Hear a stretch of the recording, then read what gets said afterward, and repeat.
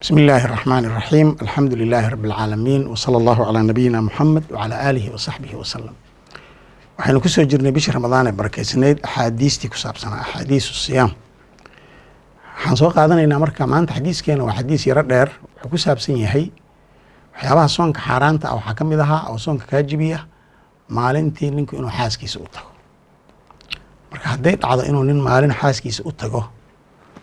maxaa ka ratib maayo labay noqonaysaa inuu hilmaamay iyo inuu kas u sameeyey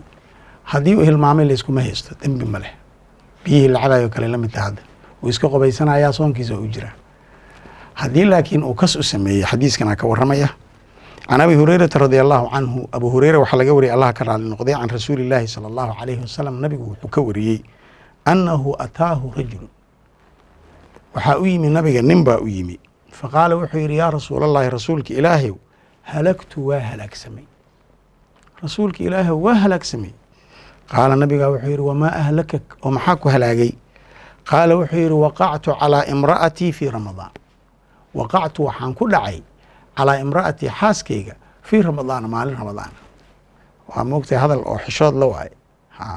hadalka islaamku wuxuu qabaa inaan hadallada foosha xun afka lagu cadaynin naagteedaan ku dhacay maalin ramadaana waa u galmooday wey nabigu wuxuu yidhi marka qaala wuxuu yidhi nabiga sala allahu alay waslm waa kana daawadii marka hal tastadiicu ma awoodaa an tuctiqa raqaba inaad addoon soo gaddo xorayso ma awoodaa markaasuu qaala ninkii wuxuu yidhi laa maya ma awoodo qaala nabigu wuxuu yidhi hal tastadiicu ma awoodaa an tasuuma shahrayni inaad soonto 2 bilood oo mutataabicayni israacsan macnaa 6 beri oo hal maalin aan la afuraynin ma awoodaa qaala ninkii wuxuu yidhi laa ma awoodo qaala wuxuu yidhi nabiga calayhi salaatu wasalaam hal tastadiicu ma awoodaa an tudcima 60 miskiina inaad raashin siiso oo dhargiso 60 miskiin qaala ninkii wuxuu yidhi laa maya 3daba ma awoodo marka waa kafaaradii laga rabay waa 3daasaa laga rabay qaala wuxuu yidhi marka ninkii nabigu fajlis iska fariiso marka ninkii waxba ma awoodo halkaa iska fariisto yidhi fajalasa ninkii waa fariistay fa utiya nabiyu sala allahu calayhi wasalam nabigaa waxaa loo keenay markii dambe bicaraqin weel oo caw ka samaysanoo fiihi tamrun timir ay ku jirto dembiil oo kale oo timira loo keenay yaa nabiga loo keenay qaala nabigu wuxuu yidhi fatasadaq bihi ninkiibuu u dhiibay wuxuu yidhi hoo timirtaano 60kii miskiinna wax siise lagaa rabay tan ka sii oo ka sadaqayso qaala ninkii wuxuu yidhi maa bayna laabatayha labadeeda buurood dhexdooda kuma yaalaan laabateynku waa buuraha yaryar oo dhagaxa madow uu saaran yahay oo dhul inay gubteena umalayso marka labadeeda shiil madow bay culimmadu dhihi jireen labada buurood ee gubtay ee magaalada madiine geesaha ka xiga dhexdooda ma joogo axadun ruux afqara minii aniga iga faqiirsan ama afqara mina anaga naga faqiirsan ninkani arrin cusub uu keenay wuxuu yidhi timirtaan masaakiinsiisoo laygama rabahaa wax iga maskiinsama magaalada ma joogo marka dee anigaa marka qof iga taajirsan maan siinaya marka buu ley marka anaa meesha ugu liita ninka ugu hooseeyaan nahay qaala wuxuu yidhi marka fadaxika rasuulullahi nabiga waa qoslay marka sala allahu calayhi wasalam xataa badat anyaabuhu ilaa nabiga micihiisa la arkay waa qoslay nabiga qaala markaasaa wuxuu yidhi khudhu qaado oo fa adcimhu sii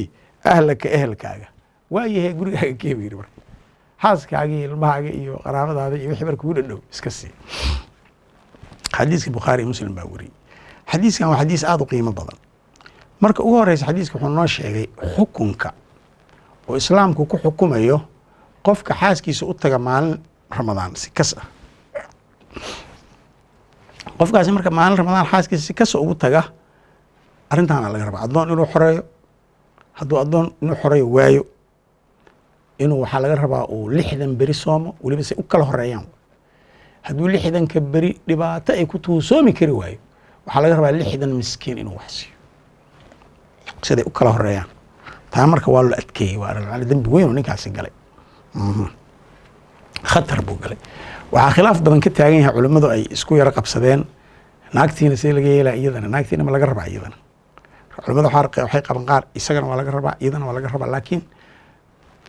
waxaan qaadanaynaa isaga keliya laga raba labadoodiiba dembiyay galeen hal mar wixii ha sameeyaan isagoo ha soomo qowl saasaa jira isagu ninkii un baa laga rabaa aan kaa iska qaadano khilaaf badanaa ka jira laakiin sidaasayna u badantay maxaa nabiga hadda naagtii ma dabagelin nabigu ma dhihin adiga iyo naagtiiba waxaa laydinka rabaa inaad addoon xoreysaan inaad 2 bilood soontaan inaad ma dhihin asagii loo hawsha u sheegay haddana asagii buu yidhi markaa maalin caddeey bisha ramadaan in la soomo waxaa ka dhalanaya soonka inuu kaa jabo waxaa kaloo ka dhalanaya inaad samayso kafaara gudkaas inaad samayso kafaarahaasa kugu waajibay waa inaad intaas samayso dayib culimmada waxay leeyihiin waxaa kaloo kasii waajibaya weliba qofkii haddana inuu weliba soo qaldayaan calaa kulli xaal xadiiska waxaa kaloo laga qaadanaya oo cajiib leh dabeecadda nabigeena wanaageeda maxaa yeele fiiri ninkan 3 xukunba ma awooduu yiri addoon ma horeyn kartaa maya 2 bilood ma soomi kartaa maya 60 miskiin ma siin kartaa maya maxkamadaheena annaga oo islaamiga ah oo wadaadada maxkamadaha ay hayaan meesha rabaan ba ha joogaani 3 jeer qofkii maya dhaha hala figayaa le hala garaac sharcigu ka soo horjeeda nabigeena fiiri ma awoodid mi ahaa tuug dhalay baa tabaree waa awoodaa ma dhihin nabiga sallallahu alayhi wasallam hal qofkan isagaa yiri ma awoodo marka adiga ma tihid inaad adiga qofka qasabto ma aha had iyo jeer dadka maxkamadaha islaamiga ah qaadiyaasha ka waa inay fahmaan dadka adiga xoog kuma lihid sharciga Allah iska leh aad ha loo fahmo meeshaan nabigeena markuu yiri ma soomi kartaa maya maskiin maya waxa ma haysto waxa intaa ka sii daran markii nabiga iska fariisintuu yiri sadaqa loo keeno u dhiibay yiri waxa 60 miskiinsi yiri cid iga faqiirsan ma jirto nabigeena sallallahu alayhi wasallam waa qoslay adiga ugu faqiirsanaa oo qaado iska cun marka la leeyahay diinta waxay rabtaa in si fudud loo qaato maaha inaad fududaysid ilaahay wuxuu sameeyey kasii fudud ma samayn kartid laakiin sidaydayba fudeed ku tahay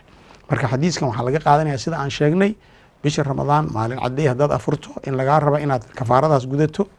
in lagaa rabo soonka inaad soo qaldayso in lagaa rabo muxuu ahaa inaad ilaahay uga toobad keento dembigii aad gashay waxaa kaloo xadiiska laga qaadanayaa